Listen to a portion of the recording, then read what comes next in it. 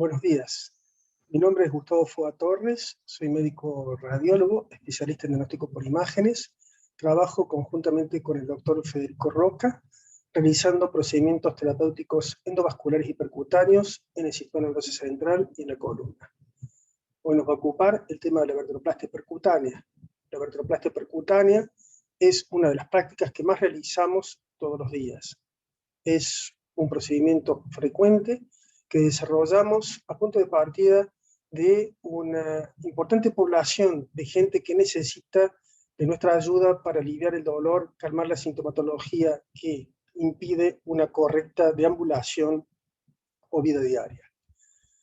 La osteoporosis es la causa de la fragilización de los cuerpos vertebrales. En Argentina hay aproximadamente 1.376.000 casos de osteoporosis, de los cuales el 45% afecta a mujeres mayores de 50 años. Es bastante prevalente, puesto que a la caída de los estrógenos se va a acompañar de una desmineralización ósea difusa, y si no existe un correcto tratamiento, o al menos evitar que esta osteoporosis progrese, podemos encontrarnos con las fracturas vertebrales. Las fracturas vertebrales, tenemos aproximadamente 96.300 fracturas vertebrales por año en nuestro país, de lo cual significan que existen aproximadamente 20.600 admisiones clínicas o hospitalarias. Son pocas las respuestas que damos a los pacientes que tienen fractura-aplastamiento. Algunas de las alternativas o propuestas es que haga un reposo prolongado. El paciente en ese reposo prolongado ve imposibilitar la deambulación, la vida diaria, y si tenemos en cuenta que son pacientes añosos, que los descontextualiza en el ambiente familiar, va a determinar un importante impacto en lo que significa la inserción social de estos pacientes, que muchas veces también tienen otras morbilidades. La osteoporosis se presenta en 25% de las mujeres de más de 65 años, el 15% se complican con aplastamiento vertebral con traumatismos menores. También hay otras alternativas que pueden ir sucediendo, acompañando, o la historia natural de la enfermedad, tales como la ingesta prolongada de corticoides, algunas patologías prevalentes crónicas, el asma, el EPOC, el hipertiroidismo, etc. ¿Qué es lo que ocurre cuando existe una desmineralización ósea importante? En realidad lo que va a ocurrir es una mayor vulnerabilidad del cuerpo vertebral. Este cuerpo vertebral va a ser susceptible de sufrir cambios secundarios a un traumatismo, donde el mínimo traumatismo puede determinar una solución de continuidad ósea, una irritación de los terminales nerviosos y la consecuencia del dolor. Esto va a modificar el eje de la columna vertebral. Ese eje va a determinar también que los platillos vertebrales asienten asimétricos, y van a provocar en las vértebras subyacentes o suprayacente una mayor vulnerabilidad a una nueva fractura. Los objetivos de este tratamiento son la colocación de un acrílico o cemento. Esto va a determinar una especie de molde interno dentro del cuerpo vertebral. Va a repartirse dentro de toda la cavidad ósea necrótica y va a provocar un aumento de la solidificación, la fijación de la fractura y la inmovilización de los terminales nerviosos que provocan el dolor. Va a lograr de esta manera la analgesia, mejorar la función y estabilizar el cuerpo vertebral. Al estar estable, va a determinar también entonces que no va a irritar los terminales nerviosos ni las raíces en el agujero de conjugación o en emergencia a nivel paravertebral. La vertebroplastia consiste entonces en la inyección de metilmetacrilato en la patología fragilizante del cuerpo vertebral. En esa cavidad necrótica la podemos encontrar en algunas situaciones particulares, tales como venimos diciendo, la osteoporosis, pero también hay otras indicaciones menos comunes, como los hemangiomas vertebrales, donde los lagos venosos provocan un intenso dolor, la patología tumoral metastásica, lítica, los tumores primarios, tales como los quistes óseos aneurismáticos, etc. Existió mucha controversia durante muchos años en relación a la realización de vertebroplastia o no. hubo publicaciones que la denostaron y otras que auguraron un enorme éxito de la técnica. Lo cierto es que existe un consenso, ya que data desde 2007, que los beneficios de la artroplastia superan con creces los riesgos de la terapia conservadora, y el éxito es suficientemente importante, ya que determina una mejora inmediata del dolor, una importante restitución a la vida normal del paciente con una deambulación que permite mejorar el entorno familiar. El metilmetacrilato es un cemento que no tiene efecto sobre la historia natural de la enfermedad. Solo y exclusivamente es un acrílico que tiene como finalidad fijar los fragmentos óseos. No presenta ningún efecto sobre los tumores ni el metabolismo del calcio. Si bien es cierto que hay múltiples publicaciones que dicen que la reacción exotérmica, que libera calor, mata la célula tumoral de vecindad, creemos que ese efecto es limitado. No interacciona con la radioterapia ni modifica la quimioterapia. O sea, es una solución mecánica para una lesión de alguna manera morfológica y no biológica.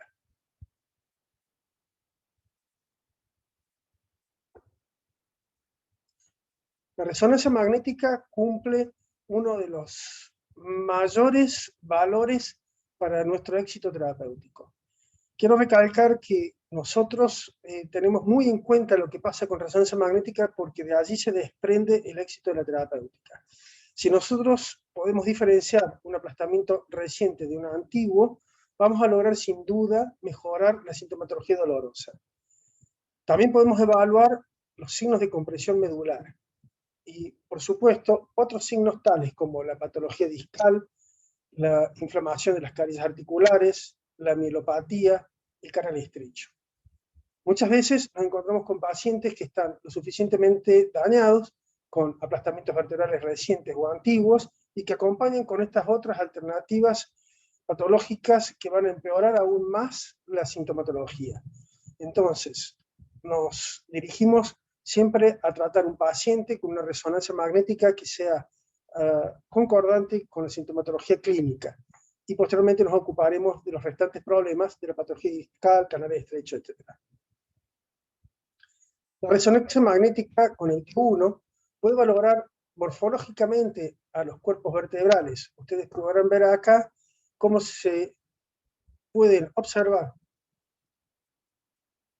fractura aplastamiento del platillo vertebral inferior de D10, fractura aplastamiento de los platillos superior e inferior del cuerpo vertebral de 12, necrosis ósea en el tercio medio del cuerpo vertebral L2.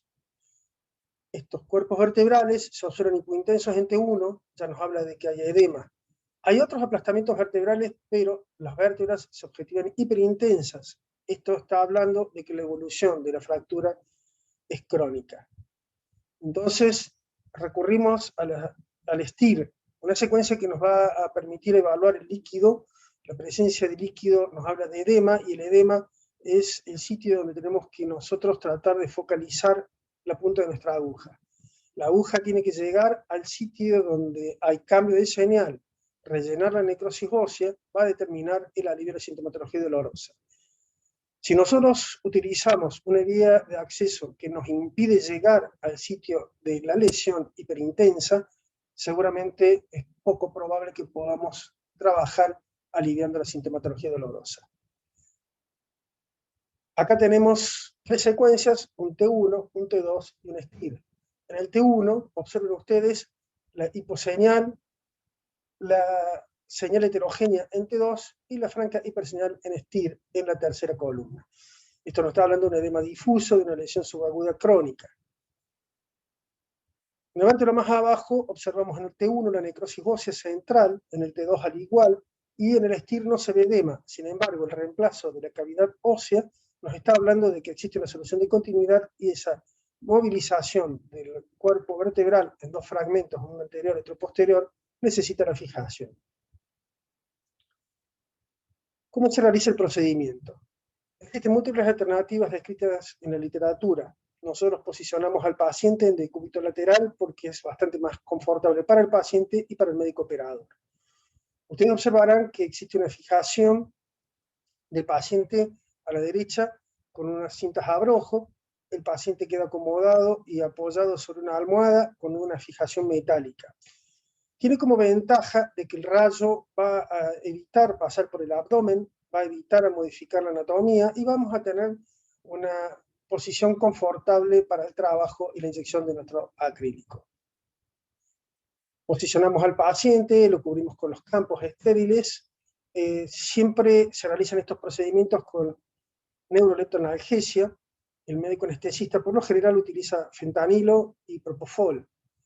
Muchos son los casos que los pacientes tienen muchas comorbilidades y solo hay una asistencia a demanda en función de la necesidad del paciente. En este caso particular tenemos un campo estéril, la posición de la aguja, la sala de comandos, todo de una situación lista para la inyección de cemento. Cuando vamos a planificar nuestra vía de acceso, está descrito en la literatura la vía transpedicular. Nosotros utilizamos una vía alternativa, la vía posterolateral, y muchas veces con oblicuidad que nos permite llegar al sitio donde está la lesión, ya que, como dijimos y hemos subrayado en varias oportunidades, debe ser donde existe el cambio de señal. Si la resonancia magnética muestra hiperseñal en T2 o en STIP, es allí donde tenemos que llegar. La aguja que utilizamos es una aguja fina, una aguja 15 o 16G, lo cual no va a provocar ningún daño ni traumatismo a ningún tejido de vecindad, ya que no rompemos el pedículo, permite tratar sin trauma una vértebra plana, vértebras torácicas, la escoliosis severas y por sobre todas las cosas, como dijimos recién, llegar al sitio de cambio de señal.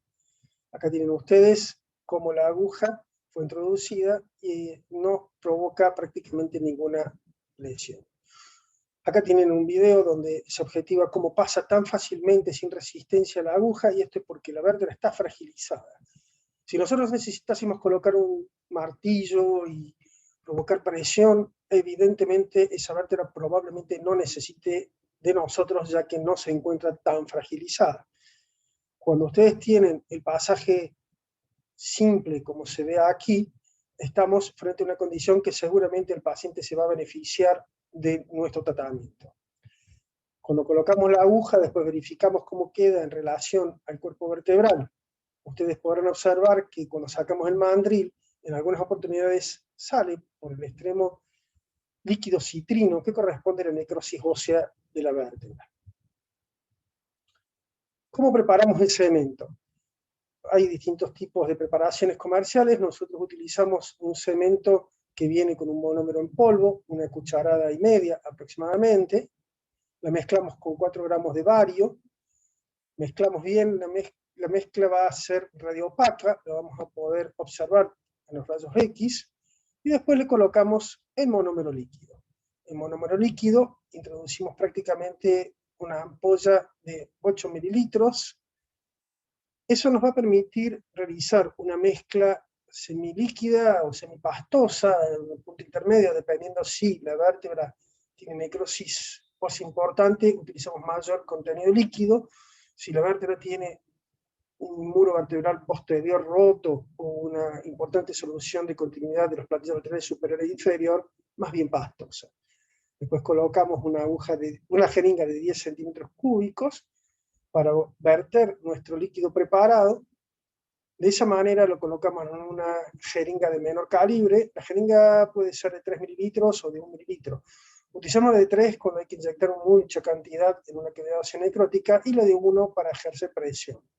La jeringa de 1 es una jeringa tuberculina simple, no es costosa, y todo el procedimiento, como verán, es bastante automático, rápido. Tenemos entre 4 y 5 minutos para inyectar nuestro cemento.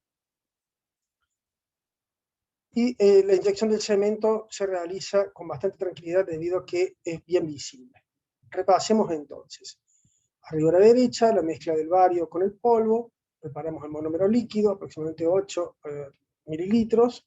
Hacemos la mezcla, lo vertemos en una jeringa de 10 mililitros, posteriormente en una jeringa de 3 mililitros, y está listo para la inyección. La inyección la vamos a realizar a través de la aguja fina. Sale un contenido pastoso similar a lo que podría ser una pasta dentrífica. Luego inyectamos, ustedes observarán cómo inyectamos la jeringa de un cc. Tenemos la aguja que no avance porque evidentemente es una vértebra muy fragilizada y se puede mover, y vamos viendo cómo se reparte el cemento, que es muy bien visible, y vamos eligiendo hasta dónde queremos que se expanda. Muchas veces notamos que si la fractura es reciente se sobreeleva el platillo vertebral y mejoramos y restauramos la altura del cuerpo vertebral. Vamos a presentar algunos casos. En este caso, un paciente de 90 años de edad, masculino, con fractura de L1. La fractura, volvemos a repasar la resonancia magnética, fíjense ustedes, hiperintensión 1, hiperintensión 2, con necrosis ósea e hiperintensión STIR. Nuestro objetivo, nuestro target, es la necrosis ósea. Entonces, en la placa simple o en la radiografía del angiógrafo, nosotros posicionamos al paciente en decúbito lateral. Ya notamos que existe la presencia de gas, ese gas que daba la hiposeñal en T1 y T2. Es allí donde tenemos que ubicar nuestra aguja. Colocamos la aguja fina, apuntamos a la cavidad. Fíjense ustedes que no pasamos por la vía transpedicular, sino por la posterolateral. Noten que cuando se saca el mandril se crea un vacío arriba a la derecha y ese vacío se completa con gas, que posteriormente rellenamos con metilmetacrilato y bario. Si ustedes comparan la primera con la última imagen, notarán cómo se restaura el platillo vertebral, tanto superior como el platillo vertebral inferior. Esa vértebra vuelve a presentar una morfología groseramente rectangular. En inyección de cemento, dependiendo de la densidad líquida que decidamos utilizar, vamos a observar que la propagación es única y exclusivamente por donde necesita la vértebra, donde está dañada. No va a pasar a un sitio que no podamos controlar, ya que lo estamos viendo claramente. Nosotros tenemos la posibilidad de administrar la velocidad de inyección, ya que lo estamos realizando manualmente y en tiempo continuo, situación que sería algo diferente en un tomógrafo. Aquí queda restaurada la vértebra, en la altura, con un reemplazo prácticamente de toda la cavidad necrótica con cemento. Presentamos un segundo caso, un paciente de 25 años de edad, masculino, con dolor constante. En este caso, una patología menos frecuente, un hemangioma vertebral en D2. Este paciente, que tiene como dificultad que queda la vértebra oculta entre los hombros, necesitó un abordaje también posterolateral.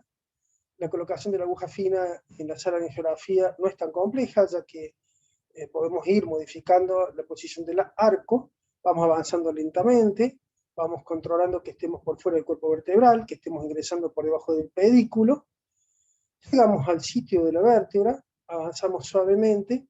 En algunos casos, como en este, ya que es un hemangioma lateral, realizamos una flebografía, y luego inyectamos el cemento. Observen ustedes cómo el cemento se reparte adecuadamente en todas las trabéculas generadas por el hemangioma vertebral.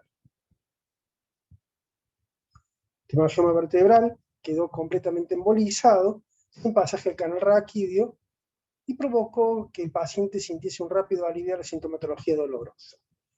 Vamos a hacer la reconstrucción en angio-TC o la angiografía en realidad 3D, donde podemos observar la adecuada posición del cemento.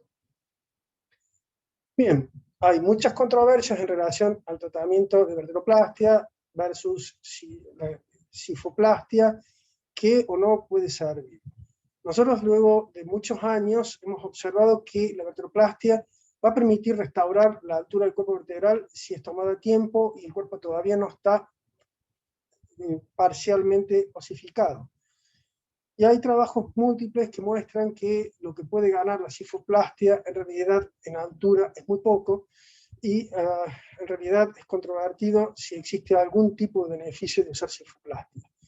Lo que significa, en otras palabras, que con la vertebroplastia podemos nosotros proponer un tratamiento que sea lo suficientemente competitivo, simple, sencillo, reproductible y económico, sin perder el beneficio que significa restaurar la vértebra, ya que la cifoplastia tampoco lo lograría en el caso particular de que la vértebra tuviese una fractura de evolución crónica. ¿Qué pasa con la edad de la fractura? Cuando nosotros tenemos pacientes que están fracturados hace mucho tiempo, la restauración de la sintomatología y la regresión del dolor también se demora. Tenemos que tener en cuenta que la edad de la fractura puede implicar también una modificación de la posición del alineamiento óseo, de cómo va a generar una alteración de la estática, de los ligamentos, de los músculos, etc. Muchas veces se pierde la noción de que perder tiempo es perder tiempo de recuperación, perder tiempo en diagnóstico es perder tiempo de recuperación, lo cual incentivamos rápidamente a que un paciente con dolor lumbar o dorsal severo no nos quedemos con la radiología simple, que no va a ver la fractura, sino con una resonancia magnética que va a demostrar la posibilidad de encontrar edema óseo. Acá tenemos un ejemplo de fracturas altas, evolucionadas, fracturas con necrosis ósea, etc. Se pueden realizar múltiples segmentos. En este caso particular, hicimos 4 segmentos con agujas más finas, agujas 18, pero podemos usar las agujas 15. Son casos ya de hace muchos años. Hemos ido cambiando nuestra técnica, haciéndola más simple y reproductible. Y las realizamos hasta en 5 segmentos. Muchas veces se dice de que la vertebroplastia va a provocar mayor daño en las vértebras de vecindad. Nosotros medimos la densidad ósea de las vértebras en tomografía computada de vecindad y notamos que ya están fragilizadas y que si aún no están fracturadas se pueden fracturar por la propia condición de la osteoporosis, situación que puede determinar entonces que se fracturen otras vértebras y tendremos que volver sobre ellas para tratarlas. Está demostrado que la vertebroplastia no es un factor de riesgo de nueva fractura, sino es la osteoporosis per se. Lo que tenemos que tratar es de ir logrando la restauración de la solidificación de los cuerpos vertebrales y el relleno de las necrosis óseas. Ustedes observarán a la derecha cómo las vértebras tienen distintas distribuciones de cemento, donde hay áreas de necrosis, áreas de distribución permeativa, etc. ¿Qué pasa con el edema óseo? Después de la realización de la vertebroplastia no desaparece en forma inmediata, lleva algunos meses, aproximadamente entre 3 y 6 meses va a tender a desaparecer. La cementación va a traer un alivio inmediato, pero el edema óseo va a disminuir en el tiempo. Las contraindicaciones. Tenemos las absolutas, la infección, una coagulopatía, y cuando al paciente no le duele. O sea, si hay una fractura vertebral y el paciente no le duele, no deberíamos realizar el procedimiento. Y hay algunas contraindicaciones relativas, tales como el compromiso del muro vertebral posterior, en el cual puede existir afectación neurológica. Si ese paciente tiene una paraparesia, evidentemente no la vamos a realizar. Si el dolor es en algunos movimientos donde el paciente cambia de posición y se desplaza el muro, en ese caso sí la podemos hacer, ya que va a traer como consecuencia la inmovilización. La alergia, el aplastamiento vertebral grave, la fractura del muro posterior y traumatismo agudo son todas situaciones que necesitan del análisis puntual de cada uno de ellos. Acá tenemos un paciente con tuberculosis, con fractura de vertebral, necrosis ósea superior, absceso del psoas. Este caso es una contraindicación absoluta porque cumple varios de los requisitos que nos impedirían realizarla: la infección, la ruptura del muro vertebral posterior y la compresión de las raíces. En otras situaciones, donde hay una fractura aplastamiento, en este caso con una lesión infiltrativa tumoral que invade el canal medular y comprime el cordón, donde se observan ustedes en la primera secuencia del lado izquierdo una hiperseñal T2 que corresponde al edema óseo. Ese edema óseo, perdón, el edema medular. Ese edema medular está hablando de una mielopatía severa que contraindica nuestro tratamiento. Acá al medio tenemos una contraindicación relativa, donde tenemos una fractura prácticamente en su máxima expresión, con un muro vertebral posterior conservado y una necrosis ósea de las 2/3 partes anteriores del cuerpo vertebral. En este caso podríamos realizar la vertebroplastia si tuviese edema óseo o presencia de gas, ya que vería por lo pronto un beneficio de la fijación de las 2/3 partes anteriores del cuerpo vertebral. Y a la derecha claramente no existe una fractura vertebral, lo que existe es una mielopatía distinta a la generada por la fragilización de los cuerpos vertebrales, otra de las contraindicaciones. ¿Cuáles son los efectos indeseables del cemento? Han sido descritos algunos efectos indeseables sistémicos ligados a reacciones cardiovasculares, pulmonares, cerebrovasculares, tromboflebitis, hemorragias, hematomas y caída transitoria de presión sanguínea. Esto hay que tener en cuenta que si nosotros lo mezclamos con varios, vemos lo que inyectamos, dónde lo inyectamos y cómo lo inyectamos, ninguna de todas estas situaciones se van a dar, ya que no va a pasar al torrente vascular sanguíneo venoso ni pulmonar nuestro cemento, ya que controlamos la velocidad de inyección en relación a la densidad. Y tampoco existe ningún caso donde se haya comprobado un efecto cancerígeno del cemento ni reacciones adversas a largo plazo. Sí pueden existir unas complicaciones indeseables, tales como el lleno de las venas basivertebrales. Nosotros tenemos que, al fijar la microfractura, puede teñirse la vena basivertebral. La técnica de inyección de aguja fina tiene también esta otra ventaja, que utilizamos un cemento semilíquido, lo cual va a llenar la vena y no va a provocar una compresión medular o una compresión de saco dural. Por supuesto que esto necesita una curva de aprendizaje. Es raro que esto ocurra hoy en día. Esto puede ocurrir en inyección inadvertida a rápida velocidad de cemento y el pasaje hacia el espacio peridural en las venas basivertebrales. Nuestra casuística. Ustedes verán que de 2007 al 2021 ya realizamos 2.805 pacientes. Salvo una pandemia en 2020 que cayó drásticamente la realización de vertebroplastia, el número viene constantemente alto, y esto, si tenemos en cuenta que en algunos pacientes hacemos 2, 3, 4 o 5 vértebras, lleva a que las fracturas de los cuerpos vertebrales hemos hecho a 4.154 gestos terapéuticos sobre las vértebras dorsales o lumbares. Es un procedimiento muy común, el promedio de edad alto, 74 años, y tenemos pacientes que pueden ser jóvenes postraumáticos, y hay muchas anécdotas, gente que se tragó una lomada, que se cayó en la bicicleta, que se le cayó un cartel en la cabeza, a gente que simplemente estando hasta viendo televisión se le fracturó una vértebra. El 69% son mujeres y el 31% son hombres. La osteoporosis, largamente lo más común, neoplásicas menos común, y los mangiomas son más bien raros. El 100% de pacientes se realizó en ambulatorio, vienen, se realiza el procedimiento durante la mañana, dura entre 40 y 50 minutos con los preparativos, y por la tarde, entre las 4 y las 5 de la tarde, el paciente se va de alta. La cantidad de cemento que se inyecta es de 3 a 20 mililitros, dependiendo la patología, si una necrosis ósea o una hemangioma vertebral, a medias de 7 mililitros. En los últimos años, utilizar la sedación siempre es muy confortable, lo hace rápido, para el paciente es algo que ni se entera, y nosotros nos sentimos cómodos en la colocación de la aguja, ya que no le duele. Los primeros 10 años utilizamos la aguja 18 y en los últimos años la aguja 15. La disminución del dolor se logra en un porcentaje muy alto, prácticamente el 91% de los casos. El máximo número de vértebras en una sesión es de 5, lo que tratamos de realizar. Intentamos no realizar más por la cantidad de cemento, por lo que aumenta también las posibilidades de complicaciones. La recurrencia del dolor. La recurrencia del dolor puede ser importante.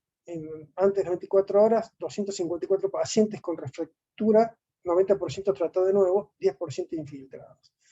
¿Qué es esto de la refractura? En realidad, muchos pacientes se van a la casa a la noche o a la mañana siguiente, dicen: tengo dolor de nuevo, doctor, estuve un rato bien y después no estoy bien. Nosotros lo que hacemos es hacer una resonancia magnética. Múltiples son las ocasiones que nos encontramos con una nueva fractura supra o infrayacente, o con cambio de señal o con edema óseo. Y antes de los 6 meses, un porcentaje importante de pacientes pueden presentar una nueva fractura a otro nivel.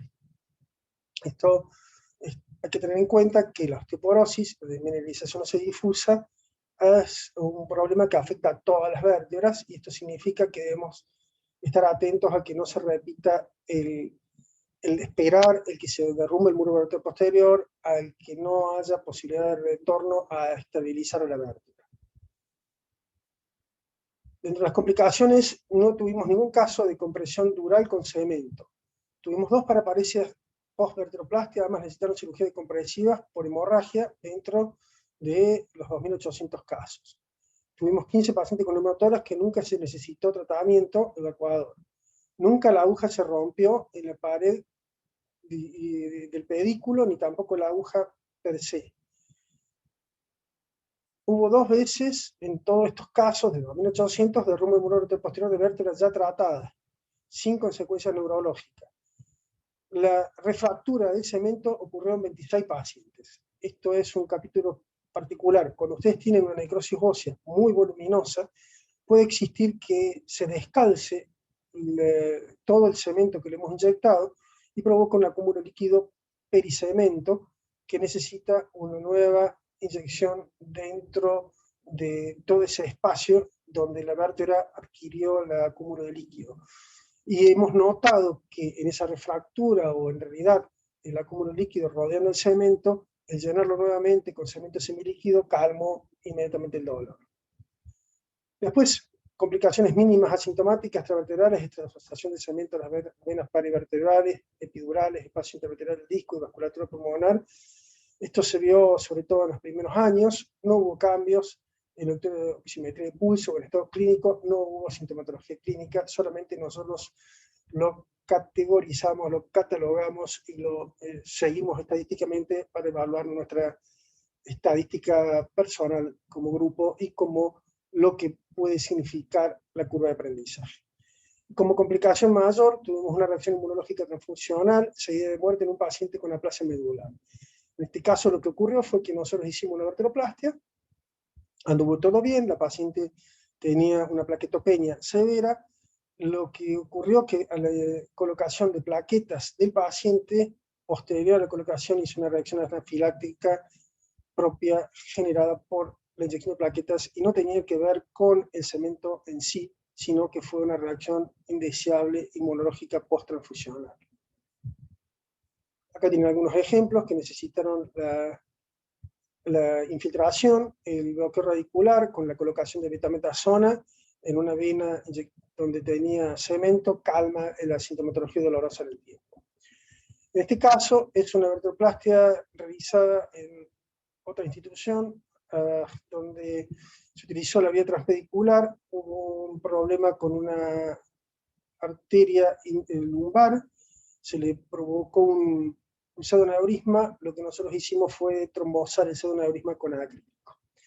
Las ventajas de vertebroplastia: se utiliza anestesia local o la neuroleptoalgesia, es eficaz, de rápida acción sobre la sintomatología dolorosa, consolida el cuerpo vertebral, es un procedimiento fácil, seguro, bajo control radioscópico, puede repetirse y ser extensiva a varios cuerpos vertebrales, tiene un periodo de hospitalización breve y es económica en cuanto a la utilización de recursos. Es una técnica simple, de poco riesgo, puede asociarse a otros tratamientos y es una alternativa para afecciones dolorosas y fragilizantes de los cuerpos vertebrales. Muchas gracias, espero que les haya quedado un mensaje. Nosotros estamos siempre tratando de hacer simple los procedimientos que pueden parecer complejos para hacerlos transmisibles, tratar de llegar a todo aquel que necesite de nuestra colaboración, que cuente con nosotros. Tenemos una página de Instagram donde vamos colocando casos, donde estamos siempre dispuestos a consultas y ayudarlos, acompañarlos y hacer este camino apasionante de la neuroradiología intervencionista algo reproductible para todos.